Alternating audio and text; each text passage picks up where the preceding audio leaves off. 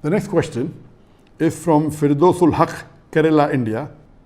Can a Muslim become an IAS officer or an IPS officer in a democratic country like India? First question was from a Muslim sister.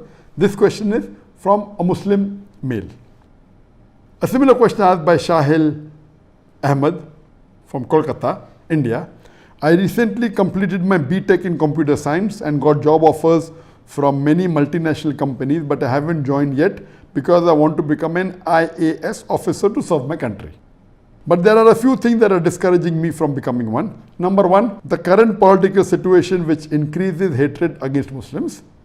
Number two, after meeting a few bureaucrats, they say civil servants are bound to get corrupted because they can't overrule the orders of their corrupt political masters. Number three, constitutionally, politicians can harass you because they have power to transfer and remove any civil servant from important posts and give less important posts. Since I'm a practicing Muslim, what is the advice? Both these questions are related. The first question posed by the Muslim brother, that can he become an IAS officer or an IPS officer in a democratic country like India? And the answer is depending upon whether can you follow the deen after becoming an IAS officer or IPS officer. If you can, it is permissible. If you cannot, it's not permissible. It will depend upon each individual. And the question posed by the second brother, that he wants to become an IAS officer, but there are few queries, and all these three queries are very important and need to be addressed separately. The first thing he said is that seeing the hatred towards the Muslims being increased in India, will he be able to do the job of an IAS officer? And the answer is, it will be difficult. It's not impossible, it's possible but difficult. Now when your colleagues start attacking you, attacking Islam, attacking the Prophet, attacking you as a Muslim, do you have the ikhma to reply? Do you have the courage to reply to them is important. If you're a timid person and you cannot reply and you're shy, so my advice is that don't take such job. If you think you can answer them, you are good in replying, you are bold, you can take it, then go ahead with it. Whether you become an IPS officer, whether you become an IAS officer. And the second point posed was that because when you take this post, there is bound to be that you may be tempted to do wrong things. You may be tempted for bribery, you may be tempted to do things which are illegal according to the country, which are haram activity of Islam. And I agree with the person totally, that when you're in high position like an IPS officer, and it's common that if not all, then majority of the IPS officers, not all, but the majority for sure, they are corrupted.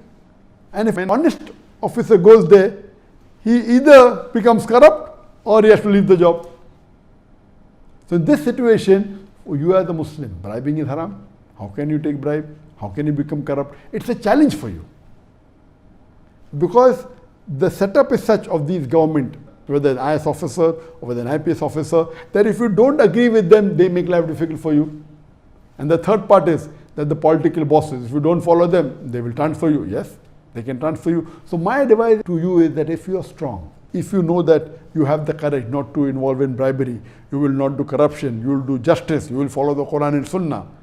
And if the political bosses tell you something, one thing you are sure that if you are honest, they cannot remove you, they can transfer you, yes. They'll put you to a place which is isolated.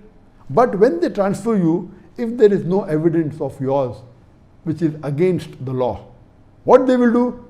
They cannot demote you. They can transfer you, and when they transfer, very often they may have to give you a higher position.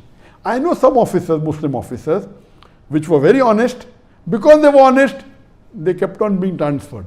And because they were transferred, they kept on getting a raise very fast. So at a young age, they reach the top position very fast. Alhamdulillah, so it's a blessing in disguise. So if you are such a person who's a Muslim, who's strong, who can face the criticism of the non-Muslim, who can face the attack of the non-Muslims against Islam, and who's going to be honest, who will accept the challenge and say that I will not involve in bribery, I will not do corruption, I will give justice even if it goes against myself, I will protect the Muslims, then go ahead with the job. Whether it's an IPS officer, whether it's an IAS officer, it's going to be a challenge, it's going to be difficult. I know many Muslims who have taken this job and have deviated away from Islam. There are few that I know who have stuck to the straight path. If you know that you are bold, if you can take the challenge, if you have that mettle in you, then go ahead. Alhamdulillah, otherwise it is safer for you not to take up such a job.